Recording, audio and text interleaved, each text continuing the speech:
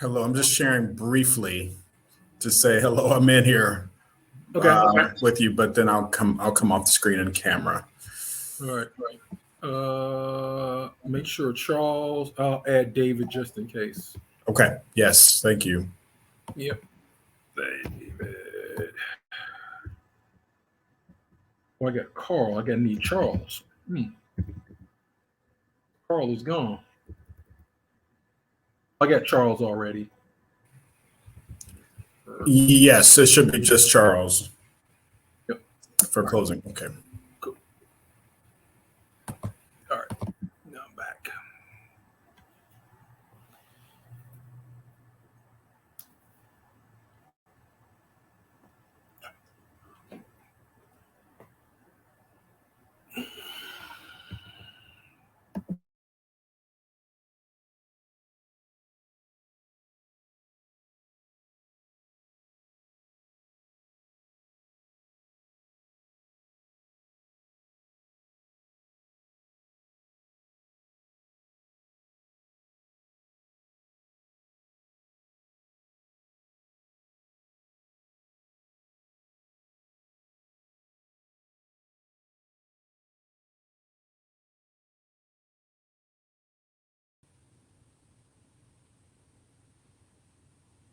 Eric.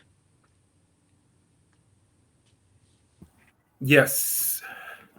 It's been different today. Yeah. Well, you hold on. You're live. Yes. This is the closing session. Absolutely. We'll talk about it in the post event meeting if you're available. Gotcha. Because folks can see us now. Okay. So we're gonna have Charles hop on, play a video from Danny Davis, and then maybe have Christopher and David, be part of the thank you. But Just chiming on now. yep. So we'll talk. All right. All right. Thanks.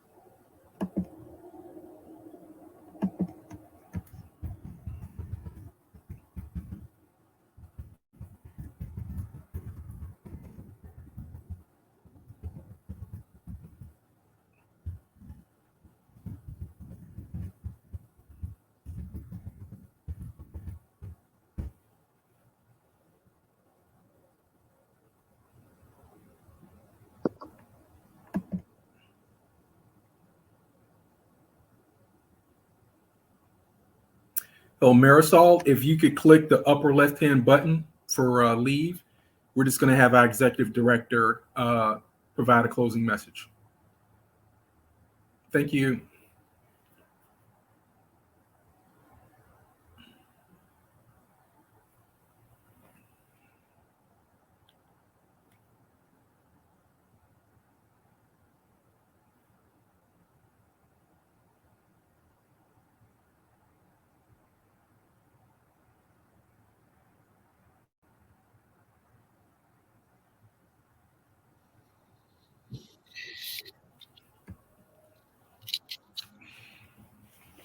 Hey, how you doing, Charles? Yeah, if you could provide the closing messages, and I know David and Christopher may hop on as co-chairs just to thank folks, and then I have a video queued up by Congressman Danny Davis. Do we want to lead with his video and then just let our that works. That makes perfect sense. I will do that. Okay. All right. Great.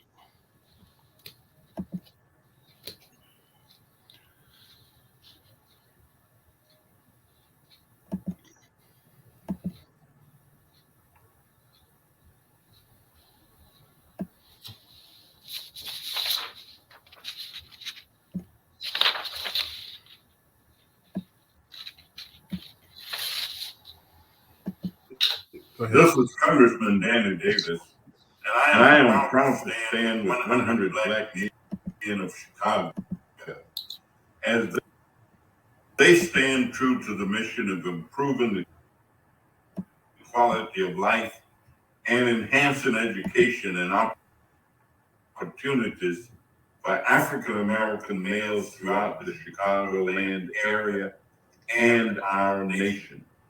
We also stand tall to aid in combating healthcare disparities in communities of color as we face two pandemics, COVID-19 and violence.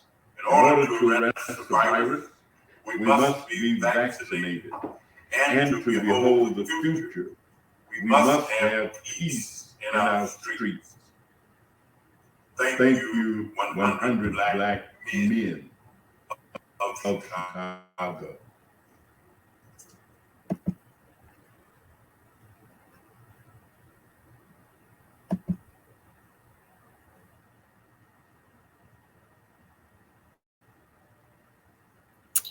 That was his video, so I'll let you take over. Great. Welcome. I'm Charles Walton, the Executive Director of the 100 Black Men of Chicago. And hopefully this experience has been both educational and richly rewarding for all of you. We fought through some of the little technical glitches, but there was a lot of knowledge dropped today, and I hope that everybody was taking copious notes.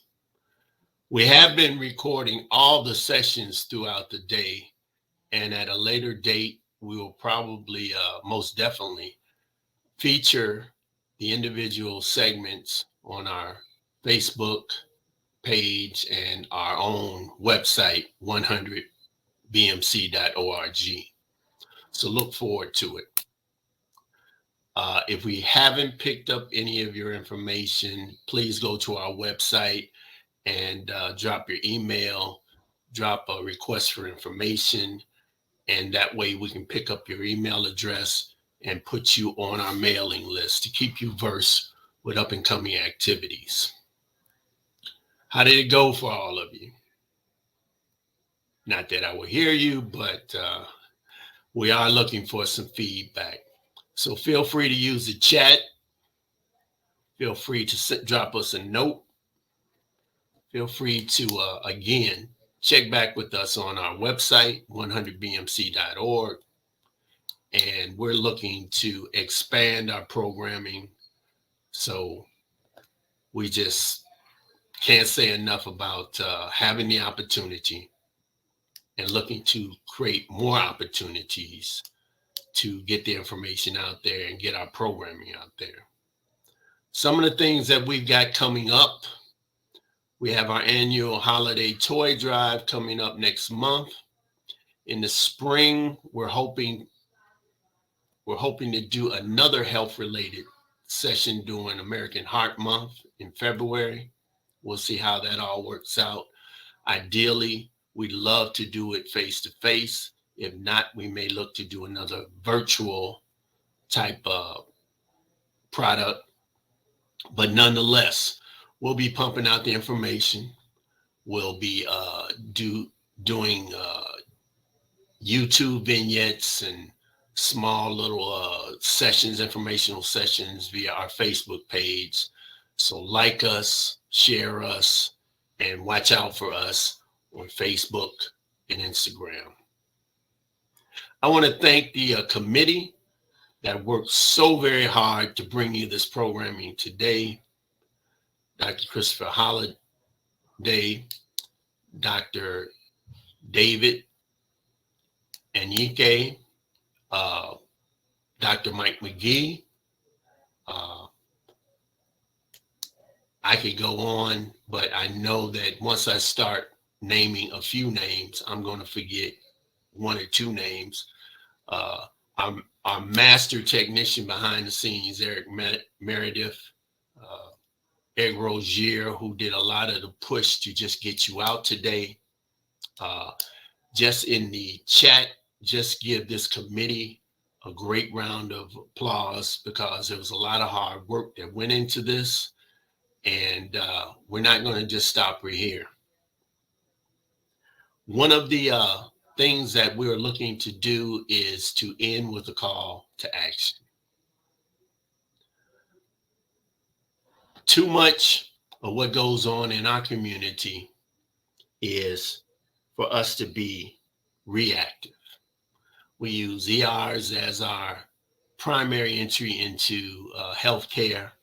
And as Dr. McGee says and has told us time and time again, by the time I get you, you got some real issues.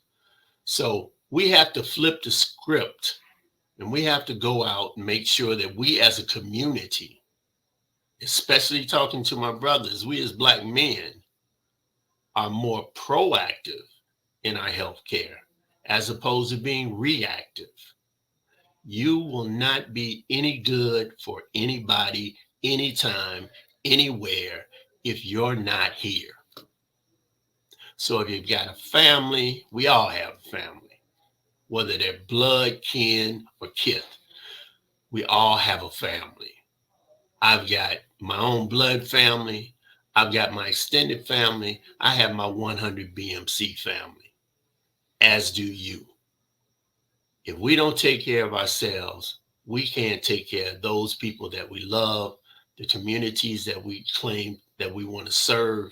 We've got to serve ourselves first and put our best foot forward in making sure that we are well enough to take care of not only ourselves, but those that we love. I know that you've heard it several times during the course of this day, but if you're not vaccinated, I would strongly urge you to get vaccinated. Nobody had a lot to say about polio and smallpox and measles in the state of Illinois and the city of Chicago. You couldn't go to public school without getting those shots. And if your mom and daddy wanted you in those schools, they took you to school and you got those shots. The debate that I hear all the time about COVID-19 is they don't feel that they didn't done enough research. Well, they spent 10 years doing the research. And now's the time to put all of that behind. It is not the time to be health and awareness blind. So if you've been sitting on the fence, don't sit there anymore. Get the shot. If you got the shots, get the booster. I was telling somebody the other day, I think on Channel 2, full disclosure, I had the virus, didn't know it, was walking around, was feeling miserable, but I was to myself.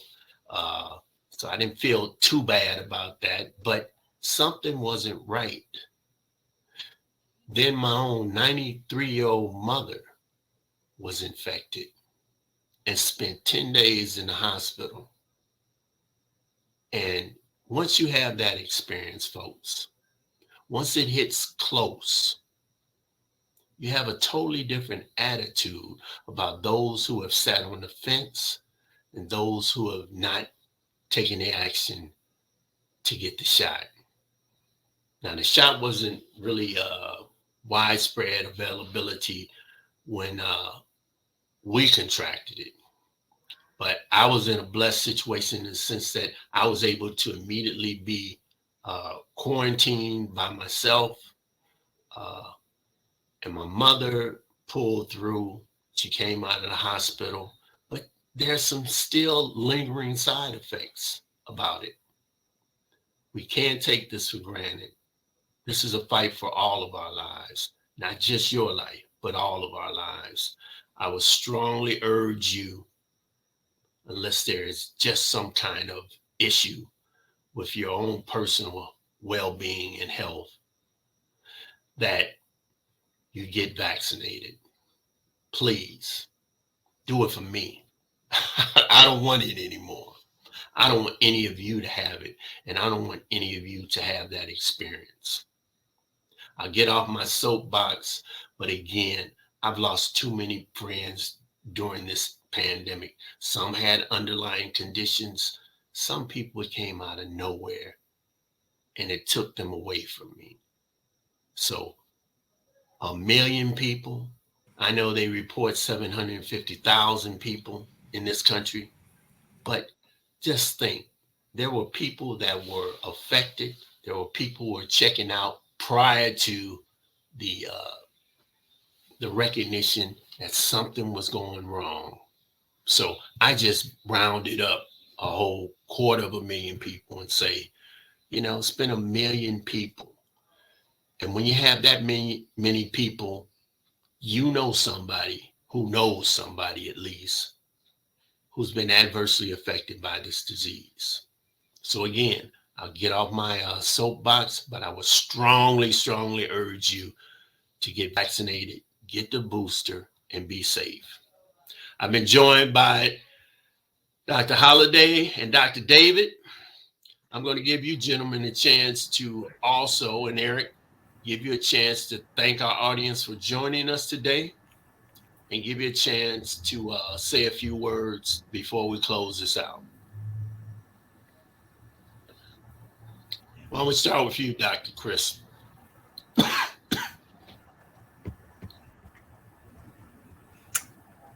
I think Christopher went away. David, if you could go, please. Sure, I'll keep it brief. I want to thank everybody who joined us. I hope everybody enjoyed the interactive aspect of this, being able to ask questions.